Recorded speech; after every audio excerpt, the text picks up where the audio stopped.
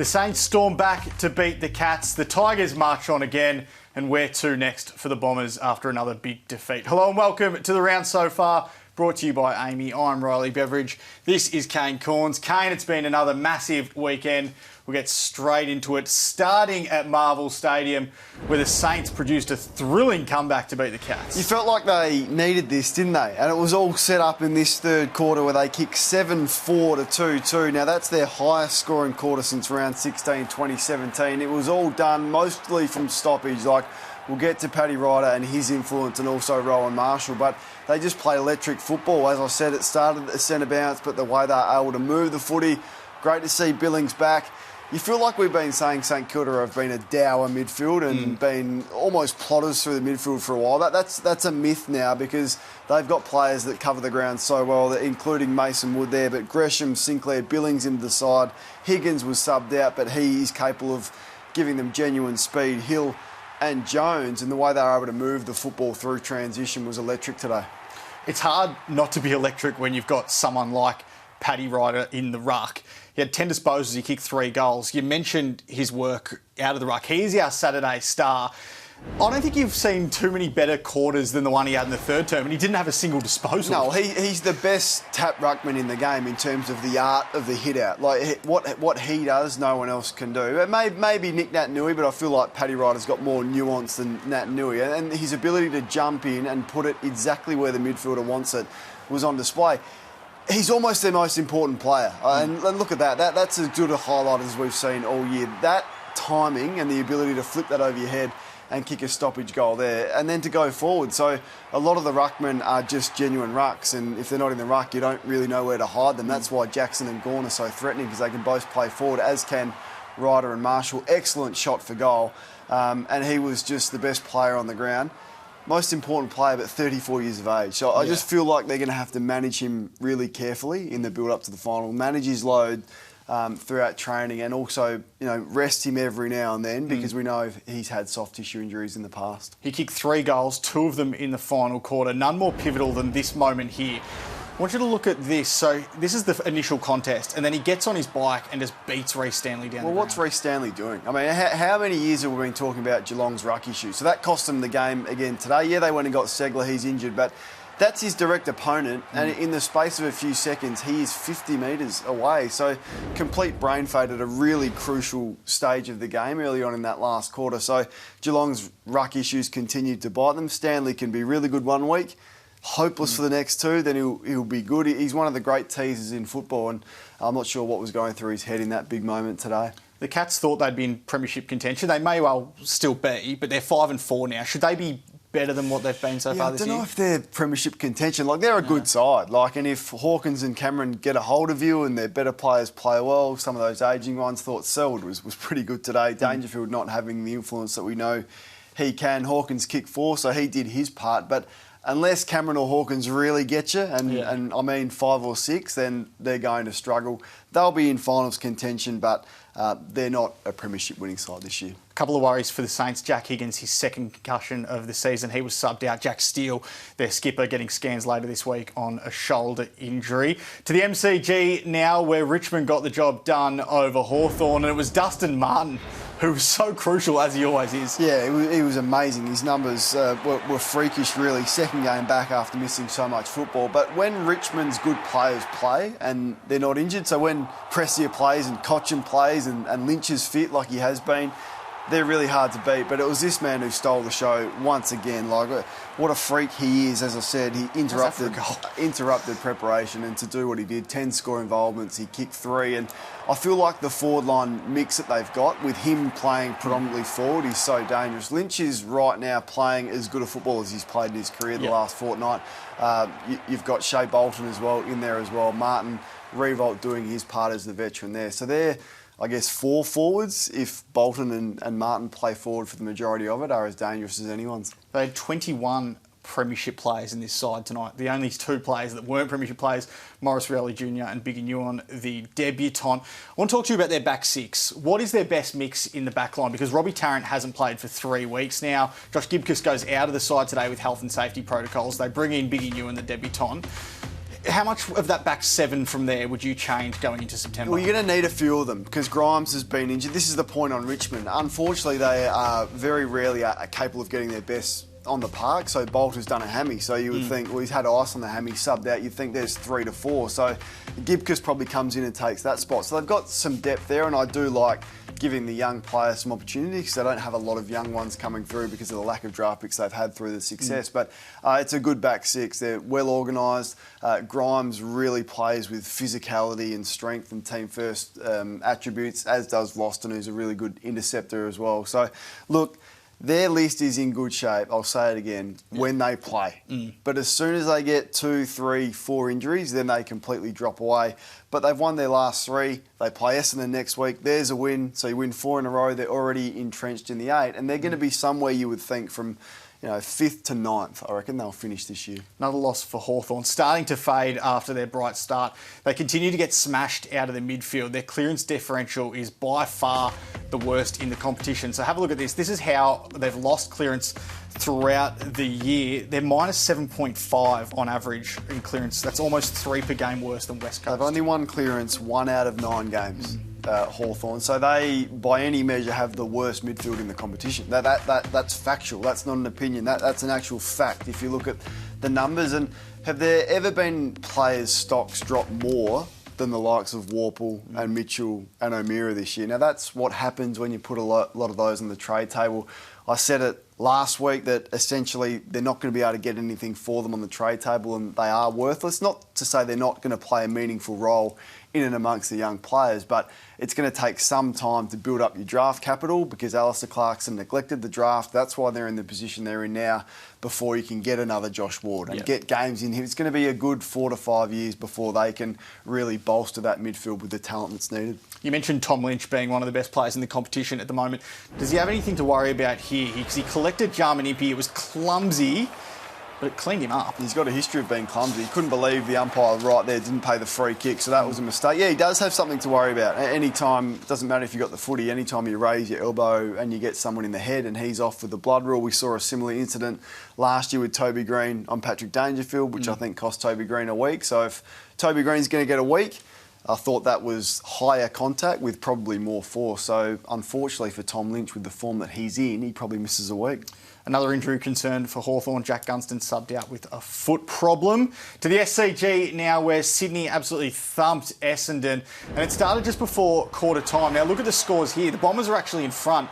And then the Swans on either side of quarter time had 11 straight scoring shots. 11 straight scoring shots. So batten down the hatches, Bombers fans. This is where your team is at. You do not give any defensive effort whatsoever when you don't have the football. So yeah, last week, last quarter, games on a roll, get some footy in your hands, midfield's feeling good about themselves, Peter Wright kicks 6 and everything's great. But as soon as it doesn't go your way, you turn your toes up. And I've never seen a team throw in the towel like I did tonight. A team that was a contender. I mean, we can speak about West Coast and North, but Essendon were a genuine contender at the start of this year, and this is what you produce. You concede 11 scores in a row, and there's the defensive capabilities of the Bombers, the worst defensive team in the comp. So Hawthorn have got the worst midfield, Essendon have got the worst defence, and that is factual once again.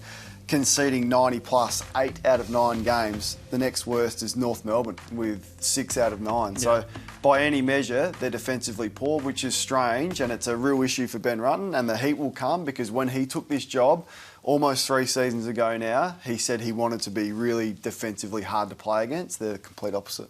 They only laid 30 tackles for the night. The AFL average is 54. Cal Mills had 13 himself. Did you say 30? 30. Saturday night, SCG, small ground, contested game, and they laid 30 tackles. That is all you need to know about Essendon. They don't care. Yeah. They threw the towel in, and Dyson Heppel can have a crack at the media for saying they're laughing. They got nothing to laugh about. If you see any Essendon player laugh on the back of 30 tackles at the SCG when they needed to get something going for their club, and they haven't won a final in 20 years, they laid 30 tackles, and a lot of the big names had 1 or less, including Parrish and Merritt, 1 tackle each, which isn't good enough. There was only 15 of 23 players didn't lay more than 1 tackle. We'll get to some interesting vision here of Luke Parker and Dylan Shield. This was after Parker kicked a goal. well, firstly, actually, we'll get to this vision, which was Mason Redman having a crack at Dylan Shield, and then Luke Parker rubbed salt into the wounds a bit later after kicking a goal. What did you make of all of this? Well, it's falling apart a little bit. Now, I don't know what Dylan Shield, perhaps he could have held the ball in and been a bit stronger, but I didn't think he sort of shirked the contest. Now, Luke Parker kicks an unbelievably inspirational goal. I mean, and the tackle from Redman was poor once again, but this is the aftermath. So he's basically saying he's ducked his head, and that is code for saying you're soft, really, and he did it 6 times. I don't mind Luke Parker doing that. And Essendon have to cop that because that's exactly where they're at. That's what the great captains did in the past. Like Michael Voss has done that to players before and other imposing figures. And Luke Parker can hold his head up. He's one of the toughest players in the game. He's done it for a long time. So it's just a reflection of how the competition views Essendon and how their opposition views them at the moment. There was no fight back from that either. So we go to the Adelaide Oval now, where Brisbane got over the line against the Crows. Eric Hipwood made his return from an ACL injury, but Cam Rayner, another player making his return from an ACL this year, was just about one of the best for the Lions. Gee, you'd be excited, wouldn't you? Like if you're Brisbane, with what they are building, they're going to get some players back. You mentioned Hipwood, but look at the way he's covering the ground. Didn't play last year with that ACL, hasn't missed a game this year, and I just feel like he's building. So what a weapon he is going to be. And do they have more players? Like, look at that. That's speed, that's power, that's everything we thought he was going to be when he was taken with that pick 1 in the draft. He's really physical. Look, he's a good tackler and he can go forward and score. He can go inside. He got on the end of a couple of huge barrels, like including this one. Like, just look at the power to send that from the centre bounce to 30 metres out from goal. So it's really exciting to see Cam Rayner do that. And do they have more players in their lineup capable of kicking 4 goals or more than any other team? So you can go through them: McCarthy, Bailey, McCluggage, Cameron, Danaher, Hipwood, McStay. Like, they have multiple options. They're either midfielders, small forwards or key forwards, but I'm just not sure any other team has as much scoring power as what they do, which should give them a lot of confidence, because Melbourne don't have that. Melbourne are great defensively and they can put the foot down, but Brisbane are really damaging, and they're 8-1, a sneaky 8-1 as well, just sneaking up on a few of us. One side that doesn't have that forward half power at the moment is Adelaide. How do you see their forward mix? Because they've lost 3 in a row now by pretty significant margins, and they made 7 changes before Saturday night's game. Where are they at? Yeah, I feel like we speak about this a lot. Who would have thought they'd be so reliant on Taylor Walker? Yeah. I mean, that's a credit to him, but at 31, we probably thought this was going to be his last year. They can't afford to lose him. Like, Tex needs a 2-year contract, because they've got nothing else. Like, Himmelberg looked as though kick 4 in the showdown, Gallant the same. You think, oh, hang on, maybe we were wrong on Adelaide's forward line, but all of a sudden, Himmelberg's rucking tonight. Gallant's out of the side. Fogarty's now back in. Darcy Fogarty doesn't have AFL attributes, unfortunately, for him. Just 8 touches and no score, no influence again tonight, after not really warranting his position with his form in the SANFL. So, yeah, it's a concern. Fisher Mackesy was drafted with pick 6 a few seasons ago, languishing in the SANFL, having no impact. So, yeah, their key position stocks in a bit of trouble, and the Crows have hit a tough patch, as they did last year. Yeah. Friday night footy now, where the Bulldogs kicked 6 straight goals to start the game against Collingwood. They dominated this game out of the midfield. So this is the 8 leading ball winners in the game, not just for the Western Bulldogs, in the game. They were all Bulldogs players. Yeah, and if you let the Bulldogs play like this and dominate, look at that, 437 disposals, plus 114 against their opposition Collingwood. So if you let them do this and monopolise the ball, then they're going to make it pay. Like that midfield, look at the names through there, and their halfbacks. They're as damaging as anyone. Craig McRae came in at the start of the year and said he wanted to play chaos football. He wanted to take the game on. Has it been worked out a little bit? Because look at the Bulldogs squeeze in here. It's great vision from the team that have found this. So you're right. In the first 8 weeks of the season, they did average 94 points. Now you think the good side's going to work them out, and Chris Scott said something similar about them when they played them and they came back from 37 down earlier on in the year. So look at the press forward from the Dogs and forcing Collingwood into turnover. So if you want to handball through us, good luck. We're going to come at you, and you don't see players like Still Sidebottom turning the footy over regularly. But that's what happens when you don't give the opposition any time and space. So in the next month, the Dockers, Carlton and Melbourne, the better defensive teams in the competition, they're going to have a look at this game and go, well, the Western Bulldogs kept them to 50-odd points by playing that way. I reckon Craig McRae's going to have to work something else out than that run and gun stuff off half-back, because it didn't work. We'll stay at Marvel Stadium for our AAMI clangers now. I'm not sure if you saw this, but Bailey Smith lining up for goal, copped some grief from the Collingwood fans, gave a bit back as well. Yeah, he did. He's got 368,000 Instagram followers, Bailey Smith. I reckon he'll be at 400 after this. He's probably the only player that can get away with this. A message for Joel Selden, the umps? Yeah, it's been a tough 2 weeks. We've really missed you, JB. By the time we've all read this, Joel will be given a free. Just a little clip of Joel Selden on the way past there from Secures Cheer Squad. This is young Sonny, I think his name is, dressed up as Max King. Full of bravado at the start of the game, but it was a bit much for him. Well done to Max and the Saints. They did their best to sort of take the heat out of the moment, but it was a bit overwhelming for the youngster. And how about this moment here? Kane Turner and Sam Powell-Pepper, two of the toughest in the game. Bang. Bang. Hit each other, but it was good to see them afterwards. I sort of laughed about it. They shook hands. They got on with it. It was really nice. Bump isn't dead after all. But what about you? So the biggest AAMI clanger happened with your finger. I've seen some evidence of this. What happened? Nearly got it torn off this morning. So I spent the morning getting it surgically repaired. Learn a valuable lesson. If your dog picks up something dead and gross on a walk, don't try and get it out of its mouth. Right. But yeah, a few stitches, it's all repaired now. All right, we'll head to Tasmania, where Port Adelaide thrashed North Melbourne.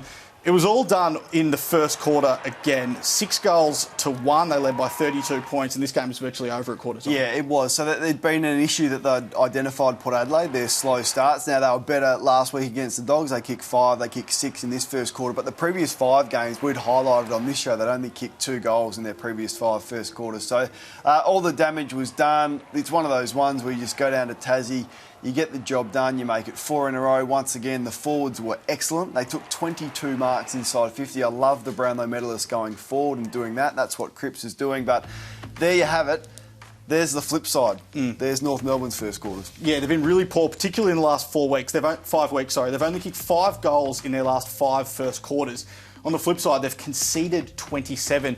For a side in North Melbourne's position, you can't be giving opposition teams this much of a head start later. Just to begin the game. Too hard. And just on North Melbourne, I wanted to put this on the radar. A lot of talk this week about Horn Francis delaying contracts and David Noble being a bit too aggressive with the players. That's not the reason they're in this position. The reason they are in this position is list management mistakes that they have made. Now, in the last 4 years, can you name one positive list management decision that North Melbourne have made? Because I can go through them. Pollock at 800 for 5 years, then delisted a couple of years later, back on the list. Jaden Stevenson hasn't worked. Bosanalagi from the Pies hasn't worked. Aidan Corr, big money, 4 years, hasn't worked. Will Phillips, jury's out whether he was the right selection at pick 3. Ben Brown's gone. Callum Coleman-Jones, Hugh Greenwood. Find me a positive. I think the way they're going, the list shouldn't be evaluated now. It should be evaluated in 3 or 4 years. Will Phillips has had glandular fever this year. That's why he's not playing at the moment. But I think the players that we've left leave the club, North Melbourne, that have left the club in the last couple of years. Sean Higgins isn't having an impact at Geelong. Robbie Tarrant's not having an impact at Richmond. Ben Brown, you'd never keep him on the But how's that helping them? How's that helping North? Because I think you have to get games into younger players. You won't see the benefit of what's happening now for 4 or 5 years, I don't think, when Horn Francis has played 150 games, when Will Phillips has played 100, when Tom Powell's played 100. I think that's the reason you get a mature player like Stevenson or Corr, because you need them to stand up. But Stevenson's still under Hugh 23. Greenwood, yeah, I know he's young, but you would think there's enough evidence there that he's probably not going to be the number 6 draft pick that he was taken with. So anyway, it just goes to show that rebuilding is great, as long as you do it the right way and you pick the right players, and the ones that you can actually attract on big money to your club actually play the role that you need. So we'll keep a watch on it clearly and make the call in, 3 years, you reckon? It's tough. North fans got to wait 3 years. Well, it's taken Carlton 12 years. All right, to the rest of the round now, where the Blues are in action against the Giants, actually. Leon Cameron's last game after he resigned early this week. Gold Coast Freo, I think, is going to be a really interesting match as well. And then West Coast Melbourne. Yeah, so don't worry about the last one. Who cares about that one? That's a disaster. But the first 2 are really good games. Storylines everywhere. No Mackay for the Blues. Will they get up for Leon? We saw Nathan Buckley and Collingwood do that last year against a good side in Melbourne. So strap yourself in for a big day. It's going to be a good day of footy. Thank you, Kane. See you next week.